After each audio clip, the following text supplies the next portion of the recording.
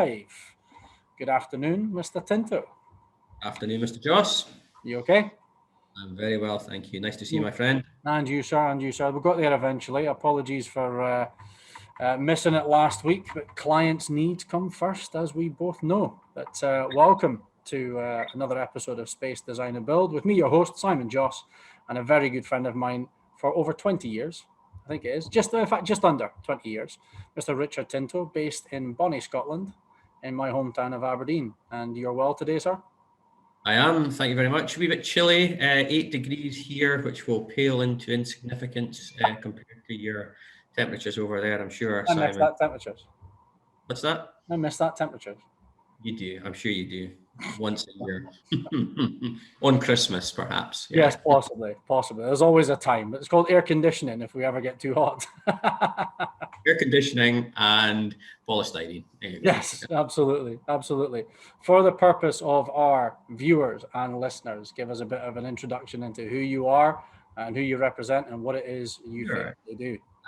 So my name is Rich. As Simon says, we've been mates for probably close on 20 years. Business associates too, and Tinto, my business specialises in architecture, interior design and project management, multi-sector, but with specialities in retail and leisure and in office design. Long journey, started doing what I was doing quite young and quite naive, but have grown into my shoes and are now operating across the UK and internationally with a few of our larger customers. Currently, we are in a bit of a growth phase. We've got a team of 17 based here in Aberdeen, but we're actually spread remotely across London, Glasgow, and as far north as the Orkney Islands, for anyone who knows the UK. And the last year has proven how attracting the best people and not forcing them to a certain location is actually a thing that's been hugely advantageous to our business. Very good. And it's obviously been a challenging year, but probably one that you've relished and helped you evolve even further in business. Absolutely. You and I have spoken, and many people do, about the acceleration of some of our thinking. And what the last year has proven is that the format in which we're catching up at the moment is a very valuable tool for large parts of what we do. It's proven and redefined the office and how we work as a piece of. I've got varying views and wide and ranging views on that. I know you know, Simon, but we'll maybe share later on around my approach to blended work and what and how we can achieve that. But I think the most important part of the last year for ourselves is it's reminded us that we're all human and how much we actually do need each other. So for all the advances in technology and all the progress that we've made with regards to being able to do so many things that we didn't know we could do this time last year or just before this time last year, as we emerge from the pandemic, I think that we are now more aware of the need to get together from time to time as humans. And in a work environment, there is certain pieces of magic that can only happen when you're in the same room with your colleagues or your clients. And that drives my view on where the future lies for work, offices and workspaces in general, I guess. Yeah, I think for the various parties that I've spoken with across the globe, and you will probably concur, the office is not dead. You have to have that human interaction. However, it has advanced and sped up, expedited and accelerated remote working, remote project management and utilization of software, which was going to happen by 2030, 2032 anyway. Whether that's project management, whether that's e-commerce, shopping, it's not going to be ever 100%, not within our generation and probably not the next generation. There'll be more reliability on it, but it will never completely overrule the human relations that we have to have. We work on emotion and we live by emotion. So I would wholeheartedly agree with you on that. And we all love to network. We all love to talk. We all love to spend time with friends, to socialize, both in business and personal. And I think when the time is right, it will balance itself out. And I believe the UK are now coming out into a much more casual, becoming a bit more social, coming out of that lockdown. So hopefully throughout 2021, an element of normality in society, as well as businesses being able to reopen and offices being able to reopen will commence and will become back to a reasonable percentage. We'll come back to the elements of the office and the blended and flexible working. I'm interested to hear your thoughts about that, but I'm more interested right now to hear about what's happening with Richard Tinto. You and I have spoken both online, we follow each other. I certainly follow your vlogs, I watch them, I listen to you. You're an inspiration for me to do the elements of what I do, amongst other coaches as well. We both do a lot of reading and we both do a lot of writing. Tell me why you started a journal. What was the inspiration behind it? What was the inspiration? Good question.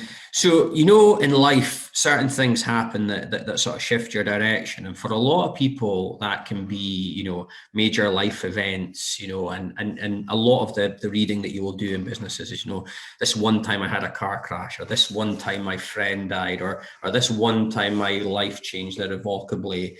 It shifted my perspective and it made me look more at who I am.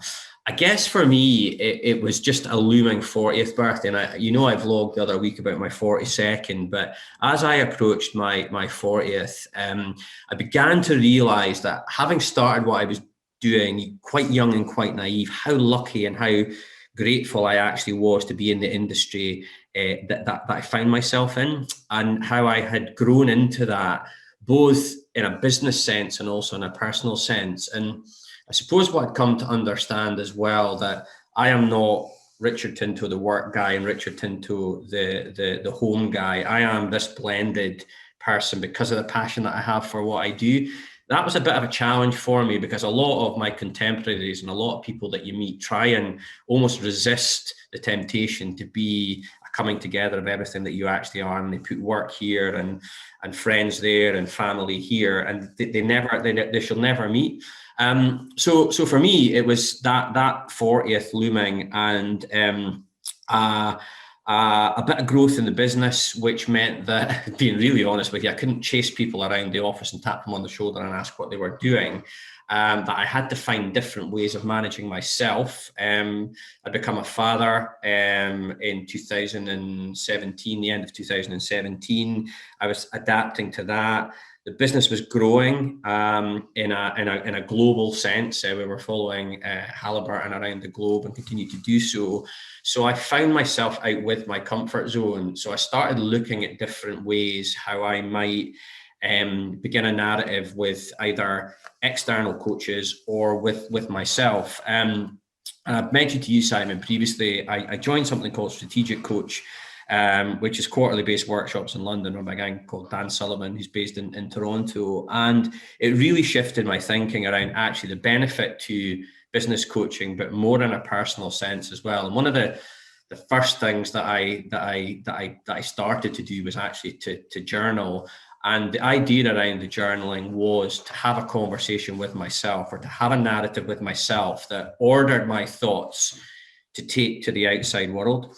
So the reason for starting was trying to verify almost my own credibility, or my own maturity or emotional intelligence, if you like, but actually to sort things out in a manner where, as I began to deal with people who, being honest, I would have deemed 2 leagues above me, and feeling intimidated by them, I wanted to protect my credibility.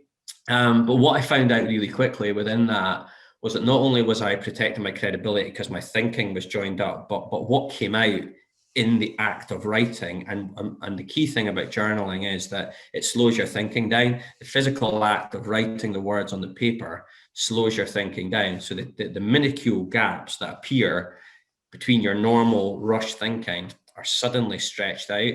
And what comes out of reflecting on yourself and on reflecting on the actions in the world that's out there are a series of opportunities. And I've become addicted to it. I think I mentioned a wee while ago in my vlog, I've written over 2,000 pages in just over 2 years. It's a huge amount of writing, and it now, you know, and I'm not ashamed to say it anymore, I now deem my journal as probably my best friend after my wife and my children. That book, that go-to comfort of certain pen, one of these, you know, a Lichtrum book is probably closest I have to a confidant. It's funny, somebody said to me, do you treat it a bit like a dog because it doesn't talk back? It's like, you know what, it's a great analogy. It's like a dog. You talk Sit in the corner. slow manner, and they never talk back to you. They just soak it all up. And latterly I found myself, because there's a little bit of gratitude crept in. It didn't start there, but the gratitude portion sort of crept in when I started thanking the journal for actually listening to me. And yeah, it's I don't know if that answers the question, but it's something that has absolutely transformed how I think about every aspect of my life in individual components. But most importantly, it's actually pulled them all back together into some form of congruent, systematic thinking that doesn't feel rushed, it doesn't feel jumbled up, it doesn't feel uncertain. It feels considered and emotionally intelligent, which if I was to describe how I would like to be seen in the world, or how I might like to show up in the world, I think in a business sense, I'd like to show up like that, to make sure that I'm comfortable about adding the best value that I can to the people that I serve. Yeah. For the time that we've got, I'll say three. But I'm sure there's many others that you would probably tell yourself from 2003. Mm-hmm. You started 2004. 2004. Mm-hmm. What three pieces of advice would you give Richard Tinto in 2004? Don't surround yourself with bad people. Always be confident. Always trust your gut around who you should be working with and who you shouldn't. And if you can be resolute to that, do it. And try to take a step back all times and really think about the relationships that you're going to form, because they can be the best thing in the world and they can be the most frustrating thing in the world. You never do anything other than learn from a bad relationship, but it just wastes time. And that's the bit that I feel frustrated about, is bad decisions that I made around people that I associated with have wasted my time. And that's a bad thing. I think the lesson is it taught me a huge amount about how to behave and how not to behave, but they just wasted my time. Life is short, you know, Seneca, we are not here for a long time. So that frustration, so that's the first one. The second one is around being yourself, and that vulnerability that I've started to talk about in my vlogging and things.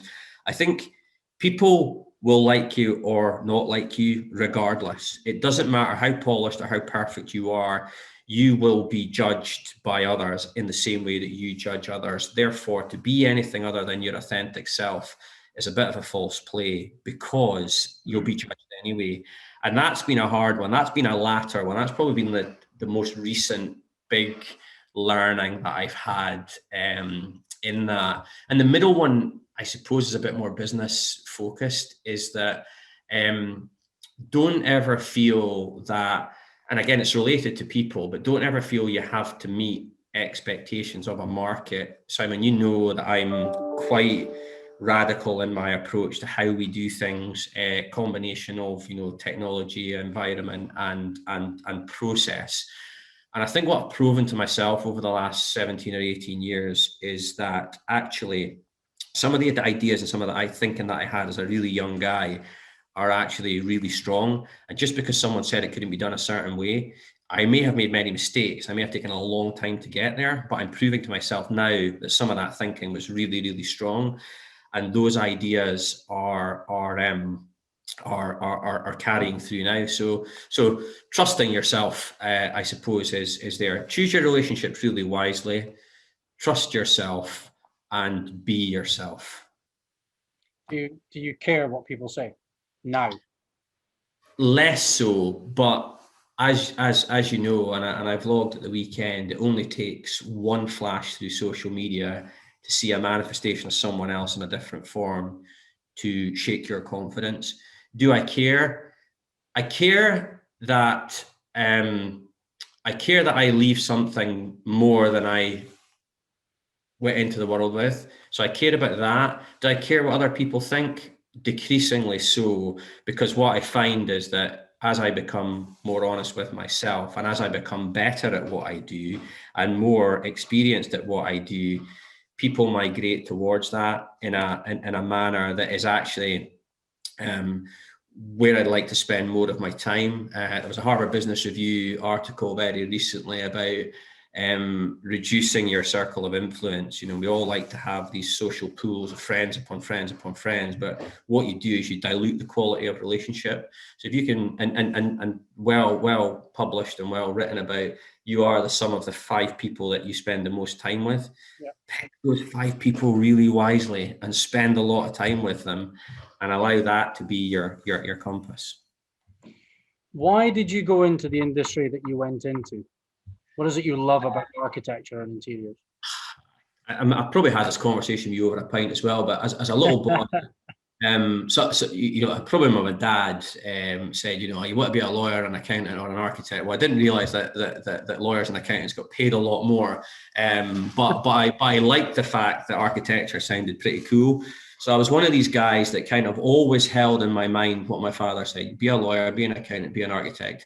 And when it got to being a younger man without much, I've got a very difficult relationship with my dad, as you know, and I think part of it is that he wasn't what I would hope to be in terms of setting me on the right path. You know, I hope to send my troops on the right path, and I don't ever feel that I was. But a lot of what he said, I carried with me because I thought that he was effectively the man at the time. So the architect thing hung with me, and I got the opportunity to leave school, do a modern apprenticeship in the subject, and I got into it because I thought it was cool. But what I realized very quickly was that through architecture and through design and through the physical manifestation of space, you can make the world, you can transform experiences for people, whether that's in a residential setting, whether that's in a leisure setting, or whether that's in a work setting. You can change how people feel about the world through what you create. And our why now at Tinto is, I think that's a pretty cool purpose. And, you know, I didn't really know it when I entered into it, but I worked it out pretty quickly, and it stuck with me for the last 20 odd years, 25 years. I've been doing this, 18 for myself. Time flies.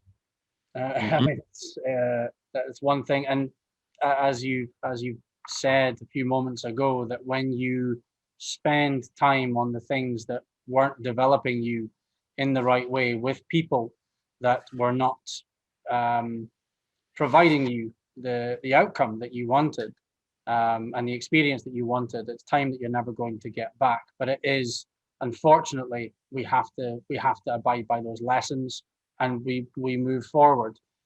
Who is your biggest mentor internationally? I know you've been dealing with Dan Sullivan, and you do a lot of reading. And who is your closest physical mentor, if you're willing to disclose? Yes, I work with a guy called Steve Nicol. Steve's got a coaching company called Good Stuff Coaching. Steve is coached by a guy called Steve Chandler, who is a very widely published author. And the reason that my coach can work with Steve Chandler is that my coach himself was a very, very successful businessman and exited various businesses. And I've said this to Steve, and I say this to other people. I feel quite strongly that there are a lot of coaches out there that are learned to be coaches and can offer up good advice. But those coaches that have been there, done that, and got the t-shirt are really worth their weight in the world. And I think that is really important for me. So Steve's my coach. I'm part of Strategic Coach, and again, I take it back. I think it's Napoleon Hill or whatever writes about, you know, the imaginary board, you know, that you have, and all these famous people that if you imagine yourself sitting at a table with various famous people, what would they do? So to move that on a little, if you don't mind, that there are certain guys that that I suppose I would look to as providing inspiration in different spaces. And, you know, there are those you know, heroes that we all, and they're all well-known names. You know, you look at the integrity of someone like Nelson Mandela, you look at the innovation of guys like Steve Jobs, you look at, you know, the kind of equality that Obama brought to the world. You see some of the more prominent kind of female leads as well. You know, Sheryl Sandberg and what she's done for culture within organizations. So as I begin to lead, I look to kind of these people as well as being influencers. And Robin Sharma, so he's a guy. Don't know if you're aware of Robin, but Robin wrote the 5 a.m. Club. Yeah, and Robin always says that, you know, you can spend time with any of these people by picking up a biography or an autobiography, and it's so true. I mean, Elon Musk is one that I've read recently. I mean, the guy just blows your socks off. Love him or loathe him. It's not about him, it's about what he's achieved and the methodology to achieving that. So there are people in your life that you can interact with in a tangible and a real level, but you can actually spend your time with anyone the hell you choose by picking up their book and by enjoying it. And I would encourage everyone to do that. And I used to kind of get lost in leadership books, but I try and temper that with having an autobiography beside my bed or a biography beside my bed, and by having a leadership book in the morning. So I think you know about my morning routine. So it's meditation, yoga, and journaling, and then what's left over is a business book. So I do my business reading in the morning and do my autobiography stuff at night, and yeah, it kind of works. Which is I don't watch much telly anymore, but yeah, it kind of works, mate. So yeah. Have you been doing a lot of work from home yourself, or have you tried to stay in the office where possible? I've tried to. I've taken an approach with the business of absolute blended working. So when we were all forced home to work last year, I spent I think it was the 18th of March until the middle of August at home, as everyone did. Then as restrictions in the UK eased, we started to come back, and I'd invested a stack of cash in new IT just before lockdown came. So we scrapped all that. We reinvested in a stack of laptops and stuff. And what we said very early on is that we were actually at the point of signing an extension to a lease and a bit of space next door to the office here because we needed more space. But what I realized was that we'll never need all the space that we think we need. And I hope this segues nicely on to what I think about the office. But what we said is that we will now adopt a full-on blended strategy to working, where the non-negotiable for my team is to be in and around the office on a Monday morning to catch the buzz, as I like to call it. And then thereafter, it's discretionary. Client proposal meetings, we really like to do in our office. We like a client to trust us enough to come in and see how we roll at Tinto.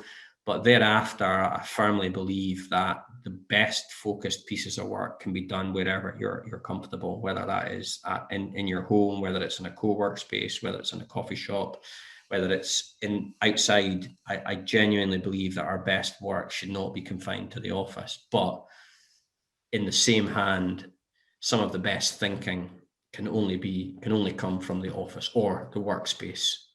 Because those moments of inspiration and those moments of team building, team bonding, brainstorming, you work as a team rather than individuals. The best ideas come from more heads than one.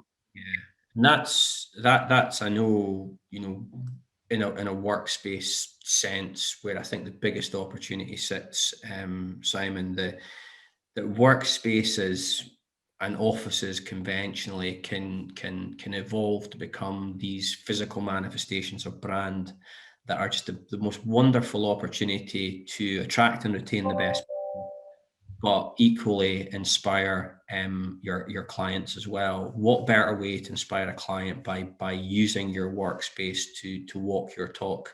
And if you can do that, then you can forge a stronger and more trusting and hopefully longer term relationship with them, where the value far outplays any cost conversation that may occur. I did some due diligence on obviously some of your recent work, and was very, very excited and pleased by your Petrofac project. It just looks like it would have been really fun to do. It was very Google-esque, if I may say. Lots of bright colors, lots of innovation spaces, lots of brainstorming. And we're talking about an engineering firm. How have you found that change in the offices since we first met, when we were working with people like Baker Hughes, Mott MacDonald, and it was an office of tradition where you were applying 50 to 100 to 250 desks? Now desks seem to be obsolete. They're not completely gone, but now it's a case of focus rooms. Now it's open plan. Now it's collaboration spaces, and even meeting rooms are becoming more informal. You can chop that observation out. So what I think's driven it, Simon, is the search for talent, and as the working environment has, or as the demand for the best talent, the knowledge economy, when we moved out of the Industrial Revolution, we transferred from a predominantly manual economy to a knowledge-based economy. So to do what we did in conventional workspaces, the office evolved from a transfer from effectively factory floor to office floor, without any due consideration to what the benefits of that may or may not be. And I think that has accelerated again, probably over the last 25 years, exponentially. So for as long as I've been in the business, it has expanded and extended.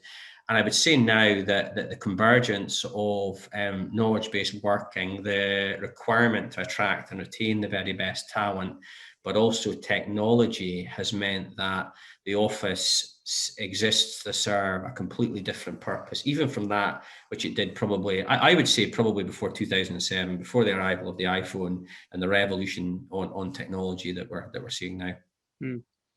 We discussed a recent project that we did for a global consultant over the pandemic, and a lot of the stakeholders were based in Europe and in Dubai. Therefore, there was no local presence, there was no physical presence, and we had to turn to remote management, remote project collaboration.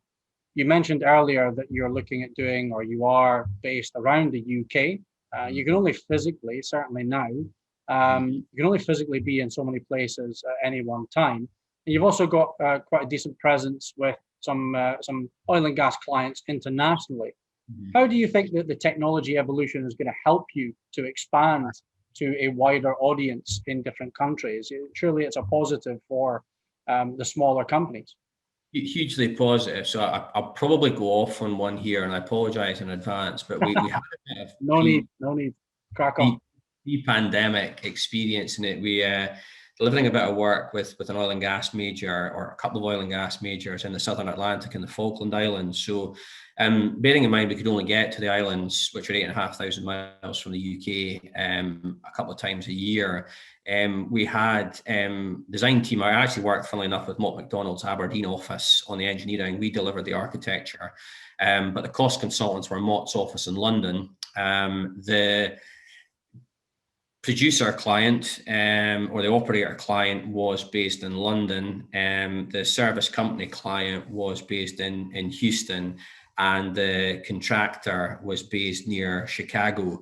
So that pre-pandemic proved to us that through the technology that's become every day in the pandemic, that we could talk and we could meet and we could liaise as teams in that sense. But the biggest thing, again, pre-pandemic, which again I think has probably accelerated through the course of the last year, is the deployment of BIM, building information modeling. And from a design perspective, it's working as lead designers, which architects will generally do, and having a live model that all of your sub-consultants feed into. And even more recently, having the ability for the surveyors to provide cost modeling to those models as they emerge. Now, that's really important, because I believe that for the first time in 250 years, we may see the potential cost of construction come down. Construction has been subject to inflation for as long as inflation has been a thing. construction as an industry has also suffered from lagging behind other innovations in terms of how we deliver our service. So what happens now with the emergence of BIM is that we can conceptualize a design that can be verified structurally, service-wise, and cost-wise almost instantaneously.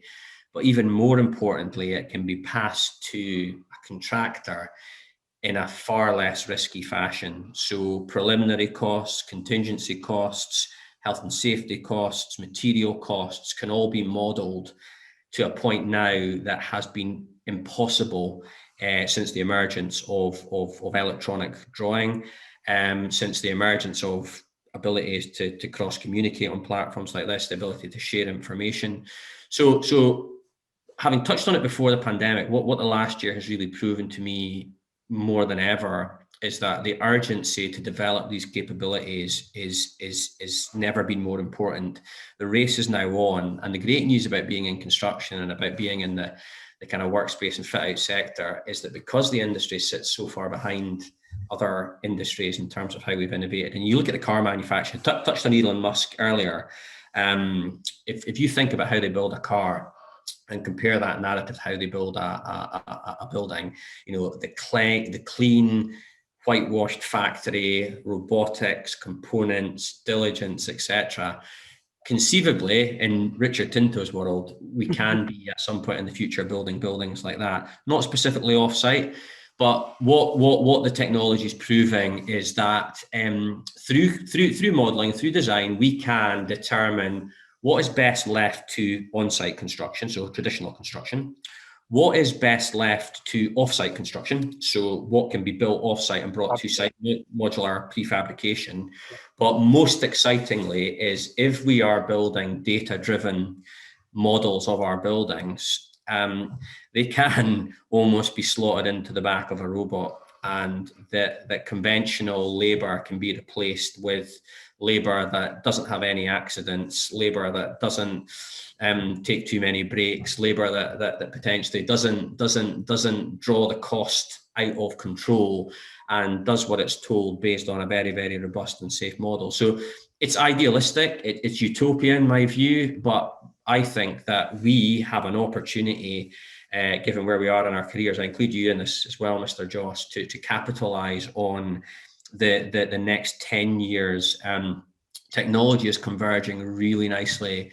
Government policy globally is converging really nicely. Understanding fellow humans is converging really nicely. What a wonderful opportunity it is to try and move our industry forward through clever deployment of these things, and you know, really transform the world through the buildings that we leave behind. Because going back to that personal bit, I will leave a legacy through my children, but Tinto will leave their legacy through buildings that last way after I'm gone, and that's pretty cool too. Absolutely. Hold that thought there for just 1 second. Okay, now that we've got our internet issues, or my internet issues sorted, I agree with what you're saying, but I've got a couple of challenges for you, right? So if you're looking at BIM, how long has BIM been rolled out from day one? When did it become live? BIM, I mean, building information modeling has been around for 20 years. It's become particularly relevant in the UK and on the global projects that we've worked on probably in the last 3 to 5 years, as generationally, you know, new talent has entered the industry, knowing little else to that end. So I would say 5 years. It's been around for 20. It's been talked about for 15, and probably in the last 5, it has become a viable solution to delivering, you know, better value buildings. I would agree with that, and I've had various conversations. One particular gentleman I spoke to, probably just pre-pandemic actually, was a lovely Australian chap who is with the Hamad Medical Corporation, a gentleman called Ryan Theodore. And when we spoke about project collaboration, data management, construction data clouds, as-built information, documentation. The conversation we had around assets was that, well, you're talking about BIM. 100%, I'm not talking about BIM, because there are a lot of existing buildings pre 2015, let's say, 6 years ago, that had no BIM records or models at all available, and that information is still lacking, certainly in this part of the world. And I'm sure there's information that is just non-existent in the Western world as well. And in fact, I know that for a fact. There are organizations across the world that have offices in multiple tens of locations. The consultant that we actually spoke about earlier, that we did the project with remote management, we spoke to their US office, and they had no centralized data of their offices. They're in over 50 countries. They don't know the specifications, they don't have the as-built, it's all on a cloud, but there's absolutely no interaction. There's no collaboration or sharing between their offices. So while I agree that if, and this is what Ryan was mentioning, if you utilize BIM as it is designed, don't dip your toe in the water with BIM, because it's a complete waste of how it was actually supposed to be utilized. But from day one, if you can create that model, and I know nothing about BIM, so I'm generalizing here, forgive me if I go off track. You create that model, you create those structural calculations, the architectural, the MEP, the coordination is there, the materials, the cost, and everything that's required for all of those consultants and sub-consultants and designers to be able to collaborate so that there is no clashes within MEP. Everything is coordinated, and you can see exactly what's going on, discipline to discipline. 100% agree, especially if you're building a Burj Khalifa, especially if you're building a Gherkin in London, especially if you're building a Doha Tower in Qatar. This is 100% correct. But what do we do about the buildings that don't have that information? And what do we do about the people that are, I remember looking at some statistics that were done by, well, a couple of sets of statistics by Autodesk and also by McKinsey and Company. Ironically, one of the consultants we've worked with, in which they've said that there is less than 26% of main contractors actually in the UK utilizing BIM. So it's not even a majority rule. It's not even a majority of people that are implementing this particular software. It's only so many people that are actually taking advantage of it. And how many of that 26% are utilizing it to the full potential? My challenge to you is BIM too complex for the average Joe to be able to take on? Is it only for the Lang O'Rourke's of the world? So I will quote Mandela again. It's impossible, and it's impossible until it's done. And what we need to remember. So on your existing building, so the retrofit market is huge, and the retrofit market is one of the most sustainable ways to develop because of the footprint that it lays down, the pre-existing footprint. So I'm a huge fan of retrofitting.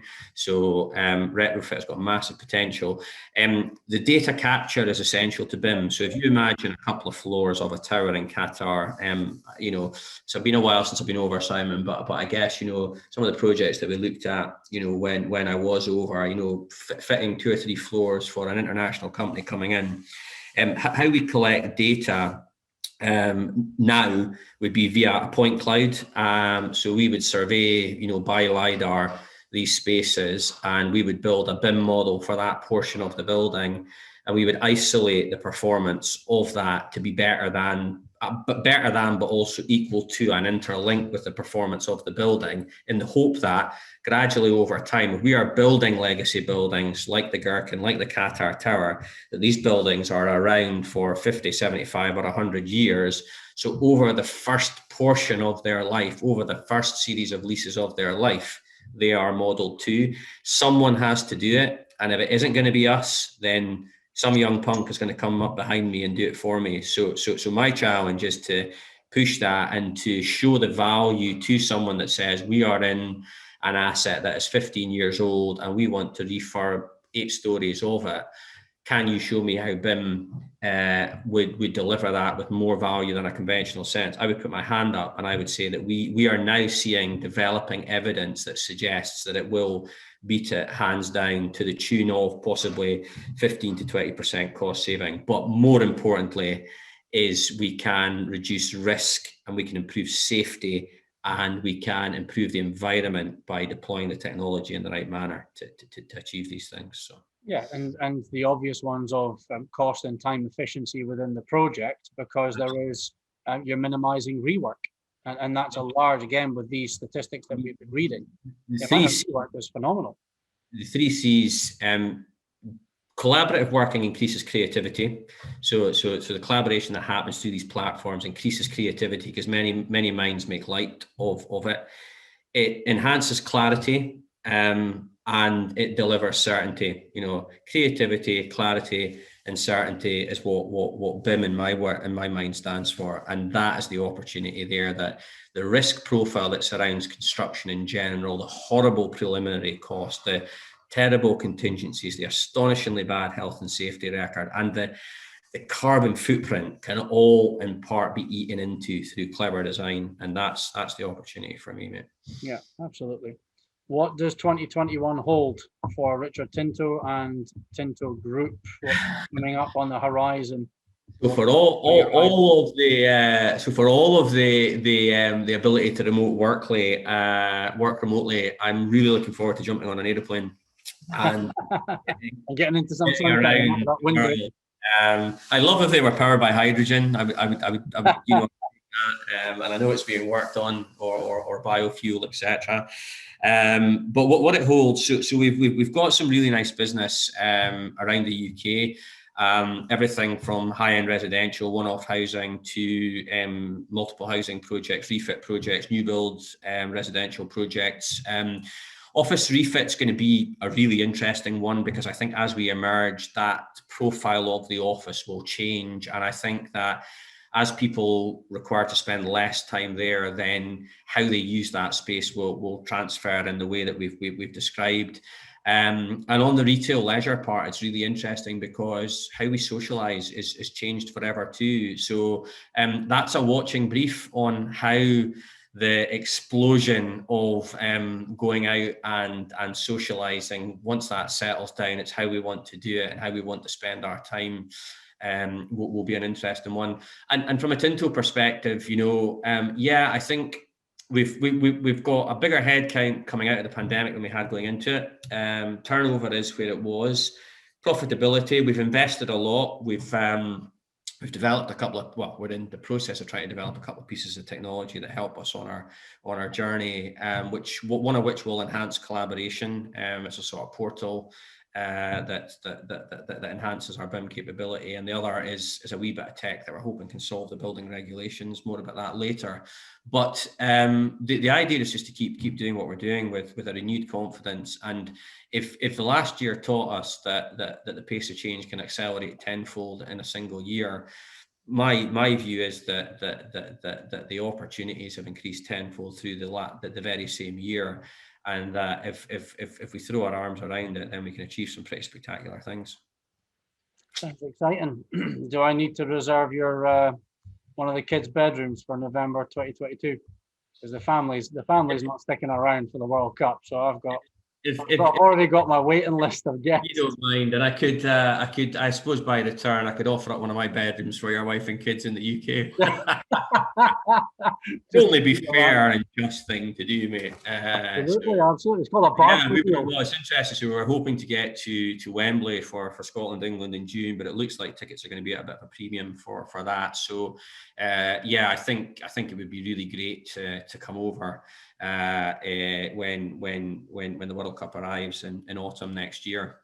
And it's just a wonderful spectacle for the Middle East. I think it's a bit of a Rubicon in terms of, you know, what the Middle East serves to be, and I'm really excited to kind of get across and suck it up a wee bit. It's hopefully we'll get you across before that. You can do a bit of a recce before that, and interesting to carry on our conversations offline. But I think we've run out of time, and I think it's 45 minutes that's absolutely flown by. And really enjoyed your insight, both personally into your development over the past 18 years in business, and also what's moving forward in 21 and 22. And I'm sure we will touch base again with you to see how the year has been going. But for the time being, Richard Tinto, thank you very much for your time. This has been Space Design and Build. Hang on the line. We'll have a quick chat afterwards, but thank you very much.